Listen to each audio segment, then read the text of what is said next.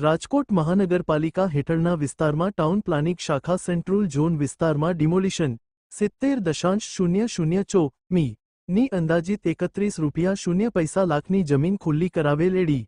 City engineer Shri એ રાવલના આદેશાનુસાર town planning શાખા central zone દ્વારા આજરોજ તા 10/12/04ના રોજ રાજકોટ મહાનગરપાલિકાને પ્રાપ્ત થયેલ અનામત પ્લોટ તથા ટીપી રસ્તા પર થયેલ અનધિકૃત બાંધકામ દૂર કરવા ડિમોલિશનની કામગીરી હાથ ધરવામાં આવેલ, જેમાં 70.004 ની અંદાજિત ₹31.0 લાખની જમીન ખુલ્લી કરાવેલ છે.